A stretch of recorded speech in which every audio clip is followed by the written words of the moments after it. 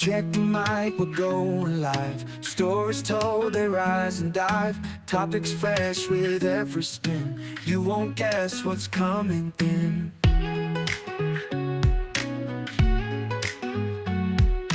Every week a new surprise. Minds awake, never lies. Conversations bold and free. Tune in now, just wait and see. This podcast is uncalled for. Catch us here, there's so much more. Laughs and tales you can't ignore. A journey that will leave you floored. In the night or in the day, just press play, we're on our way. Voices sharp, opinions bright, talking through the day and night. Hi everybody, welcome to the podcast. Pleased to have Heather here with me today. So go on and introduce yourself, please. Hi, I'm Heather. I'm glad to be here as well. I am a energy healer, a channel, and a spiritual empowerment coach. And we can dive into any of those that you want to. Up to you. All right. Your podcast. Yeah, that is true. I do want to also bring up Heather is also a podcast host, and I already did a recording for her podcast where we talked about Catholicism and Mormonism and all that, so, which was a very interesting discussion. I look forward to hearing it. So. Yeah, I just picked the date. It's actually going to air on March 16th. So I'll send you all the info. Yeah. All right. So well before this comes out, but that's okay. I'll make note of it on my my Facebook page. So so how'd you get into energy healing and spirituality and such? So growing up, I was an empath. I didn't know what was happening. So my teenage years were a little rough, but I lived in a haunted house. Mm-hmm. And that kind of made me start questioning things because I was an atheist before that. I still do ghost hunting, by the way. I enjoy it a lot. But I went through my adult years kind of being taken advantage of because I was the nice person. I would, give everyone the benefit of the doubt, and that got old after a while, meeting people who were not on the same page. So I turned all my emotions off and I started becoming this person that I didn't recognize, that I didn't like, and went down this huge path of self-discovery, reflection. And I learned about Buddhism, which is what kind of got me into that whole spirituality path. And it led me, I wanted to be a medium. I wanted to figure out how to speak to the other side, not just feel their emotions, their energies, but actually communicate with them. And trying to figure that out and also figure out what more there was to life, because I knew there was more than just what I was experiencing, because that wasn't good enough for me anymore. I went down this whole path of learning about the chakras and energy and these different avenues of spirituality. And that's kind of what piqued my interest in diving into it more and then figuring out what I was capable of as far as being in that community, right? And that's how I discovered the healing process and kind of discovered what my path and my purpose was for this lifetime. And I'm jumping in head first, as they say. All right. Good deal. So you studied Buddhism, you studied about chakras and yoga, I'm assuming. And when we talked for your podcast, we brought up Taoism as well. And any other traditions that you studied? When I first started questioning things, I tried to find the answer in organized religion. My grandmother was an ordained deacon before she passed away. So I grew up when I was young with religion in my family, but it didn't make sense to me. So between Christianity, Catholicism, all of those kind of things that are prevalent now, I did try to find answers. And even with Buddhism, Taoism, a bunch of the other ones, I kind of researched a little bit about all of them, and I took what resonated for me Hmm. and left the rest. Each of them uses their own way to describe the truth, and they're all describing basically the same thing, just in very different words, very different ways, very different interpretations, which is amazing. Um, the part about organized religion that doesn't sit well with me is the fact that they have made their leaders indispensable in the fact that they say that you can't talk to God, you have to talk to God through them, which I don't agree with. Hmm. Anybody can talk to God. We are God. That is part of who we are. We can talk to them. We can talk to source, spirit, God, whatever you want to call it. And so I kind of just took what resonated from each different teaching and adapted it into my own process. My energy healing has a lot of shaman and old, like Native American things that are into it. Hmm. A lot of my energy work has some Buddhist teachings. It has not like the monks. I mean, I'm all about detachment and, finding your own path to enlightenment. I don't expect people to go sit on top of a mountain and meditate for 3 hours. It's not practical. So I Yeah. turned all of these into a more practical approach with my healing process. All right, good deal. You don't mind me asking, what, if anything, you took away from Catholicism or all that? So, Um, so the teachings of Jesus Christ and who they perceive he was hmm. is important. The I have a different interpretation to who he was and what the rising of Christ means. I think that their interpretation of who he was is important, but there's more to the story. But also the second coming, the rising of Christ, is not him literally coming back.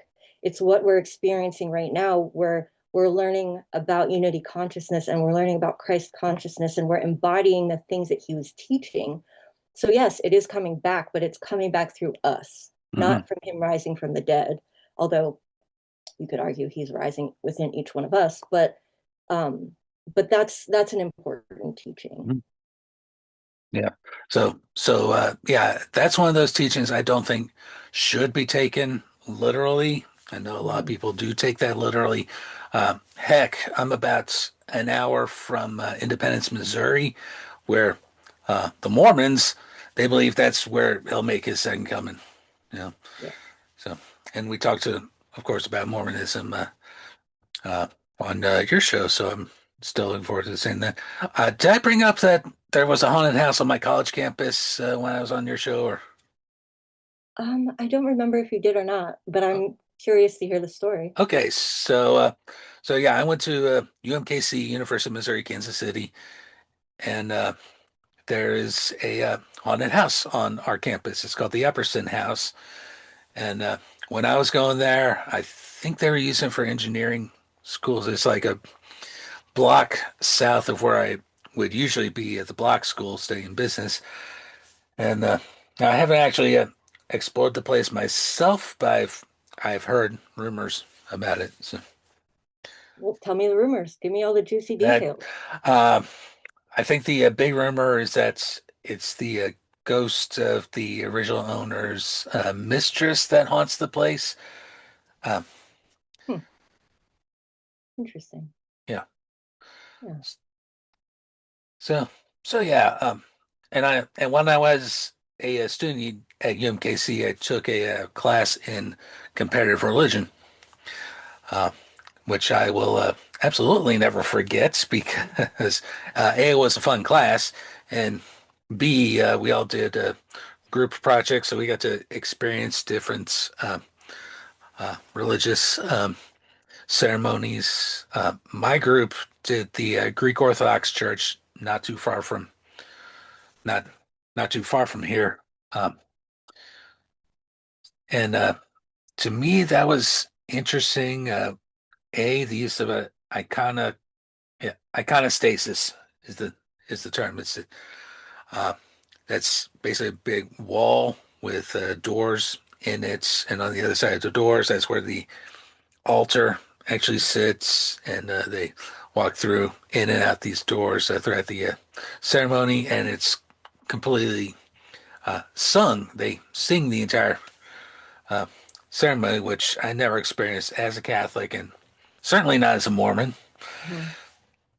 Um, and before the actual service starts, we have a gentleman off to the side reciting a bunch of prayers in, I'm assuming it's in Greek, being the Greek Orthodox, uh, which was pretty interesting as well. So, and I will always remember one group actually did Scientology, and their group presentation was taking us all through a Scientology session.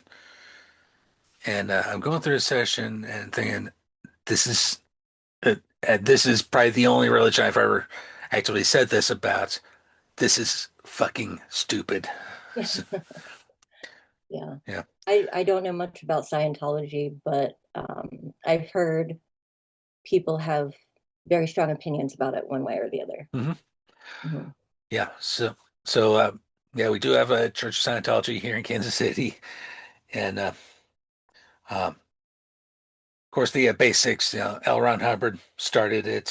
He was a science fiction writer, and you can tell that his science fiction writing influenced uh, Scientology because it's in their teachings. I mean, the whole Xenu story, which I'll save for everyone a couple $1,000 in auditing and all that. Just tell you, watch the South Park episode on Scientology.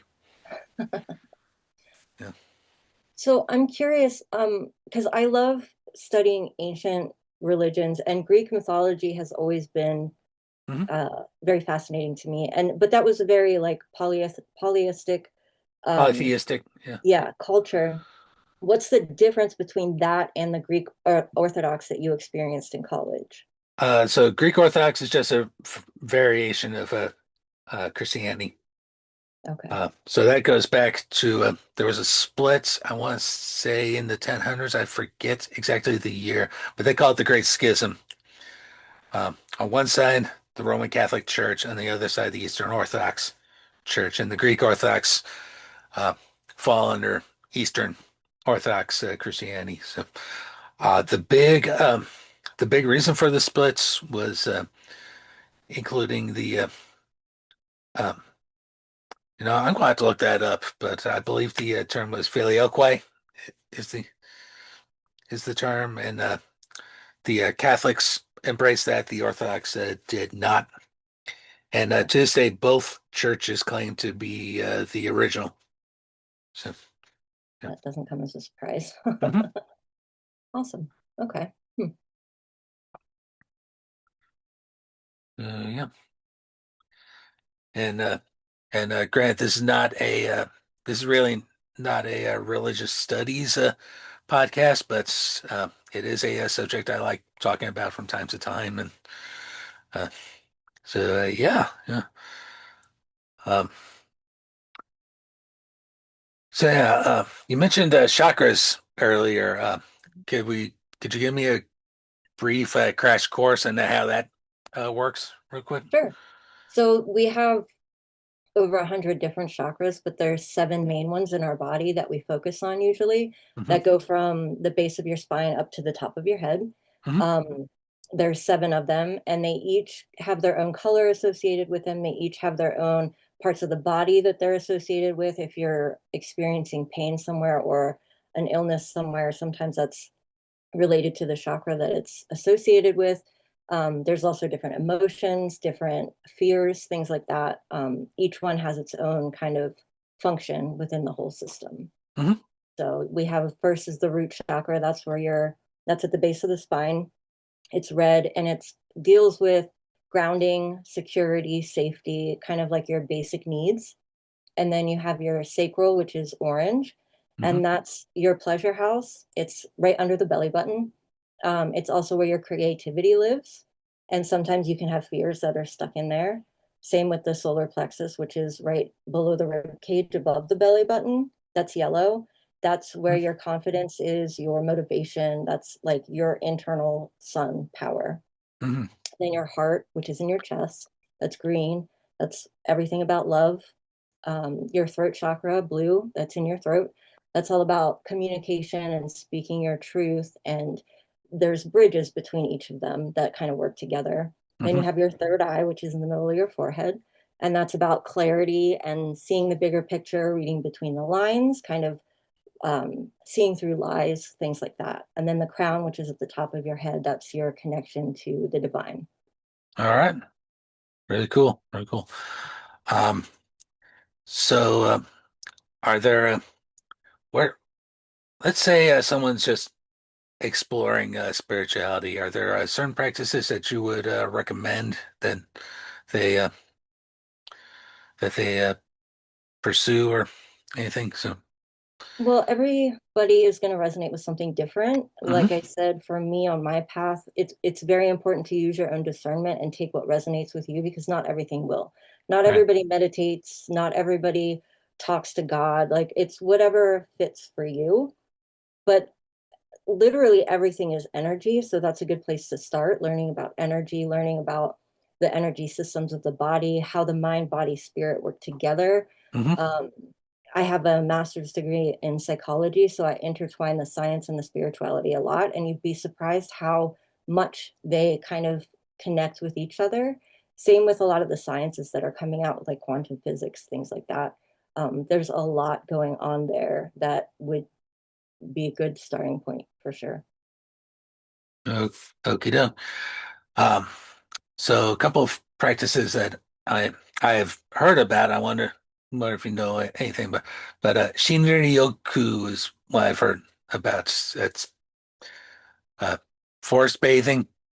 Are you familiar with that one? Or I'm not, but that's very intriguing because when you learn to work with your energy, grounding is very important. So spending time in nature is very important, whether that's with the trees, with the grass, with the flowers, with water, whatever works best for you. Mhm. So that I haven't heard that term before, but if you want to tell me about it, I can kind of give you my feedback. Okay, yeah. So Shinrin-yoku, that's obviously a Japanese Mhm. phrase. It translates as forest bathing, and my understanding of the entire concept is just go out in nature for a while and just sit there. It- Yeah. And honestly, that's a really good idea because the trees are very healing. Mother Nature, the grass, the ground, all very healing. It keeps you grounded, especially when you're learning to work with the higher dimensions and higher energies. mhm, You don't want to be one of those people who get stuck, their head stuck in the clouds, as they say. The grounding practices really help keep you in your body, on the planet, and not kind of floating away. mhm. So I would say that that's a really good thing to practice. You can call it whatever you want, but spending time in nature in whatever way works for you is very beneficial all around. Okay, so that's Mhm. just one example of a therapy I've heard about in just casually searching for all this stuff. But I'm pretty sure there's a lot, and there's a lot that can be done spiritually without relying on, as you said, without relying on organized religion. Mhm. So, and because I do happen to agree with you on that we don't need the big, powerful churches to do all this. You know, we could just do it on our own. Just uh, find what works for us and yeah, go from there. No? Yeah, each of us are a unique individual, part of a whole. We're all one, we're all part of a whole, but what makes us special is that each of us have has our unique experiences, our unique personalities, our unique things that have made us who we are. So one size fits all um, religions, things like Hmm. that, aren't going to work for everyone. Yeah, there might be parts of it that you resonate with, but it's about finding what your own unique journey looks like. Everybody has their own unique, powerful, beautiful journey. It's all about figuring out what works for you, which Hmm. is going to look completely different from everyone else, and that's okay. That it's supposed to. Yeah, Mhm. yeah, it should. We shouldn't all be yeah, following the Pope just because the Pope happens to run the Catholic Church, um, or what the prophet, and revelator of the LDS Church would have us believe. You know, that sort of thing. Those are examples of yeah, top down religion. and everything. I really should, yeah, we should focus on what works best for us. And if we find a community of people to work with, great, And if that community doesn't exist, that's fine too. Just Then you make your own. follow your bliss, I Yeah. guess is a good way to describe it. Yeah. So, um, is there, do you have uh, we'll probably go and wrap up with this. Is there any particular tale that you'd like to share with us to illustrate what we're talking about with individual spirituality? Um, I mean, I just want to reiterate the fact that like everybody's journey is going to be messy. We're humans, it's going to be messy. It's going to be a lot of trial and error. Mhm. And the important thing is to remember that each of us has a unique, beautiful journey, but not to look at your past as full of mistakes, but everything is a learning opportunity. I know I've made plenty of perceived mistakes myself. I self-medicated for a long time. I didn't think I would live to 30. I'll be Mhm. quite honest. I went through a lot of trauma, a lot of things when I was younger, but I decided to turn all those things into a positive and to help people, especially people who are going through the same thing, because I can relate to them and I understand what they're going through. The empathy is there. Mhm. So, despite what you've been through, despite the choices that you've made in the past, it's important to forgive both the other people involved, but also yourself, and to know that you did the best that you could with what you had at that time. And now it's all about moving forward, however Mhm. that looks for you, and to find your happiness, find your joy, because it's out there. You just have to take that first step, you know? All right. All right. Sounds good. Uh, how do how people get in touch with you and yeah, let's plug the podcast as well. So Sure. Yeah. My website is divineascensionco.com. My podcast is called Everything You Need to Know About the Ascension of Humanity, and that's on all of the platforms pretty much. I also have a YouTube channel. If you search for Divine Ascension Co., you'll find it. There's a bunch of channeled messages, group meditations on there, but my podcast is on there as well. awesome. All right. And I look forward to hearing my episode of your podcast. So Yeah. Yeah. yeah. Awesome. Me too. All right. And I want to thank everyone for listening today, and we will talk again very soon. This podcast is Uncalled For, is hosted, produced, and edited by myself, Mike Chernevsky. Opening music is the This Podcast is Uncalled For theme, which was created at suno.com, suno.com. And our outro music is Epic Spirit by Yuri Megis, licensed under Creative Commons by Attribution 4.0 International License, and you can find this work at freemusicarchive.org. Please support the podcast and purchase our exclusive Uncalled For merchandise. T-shirts, sweatshirts, mugs, stickers, and so much more.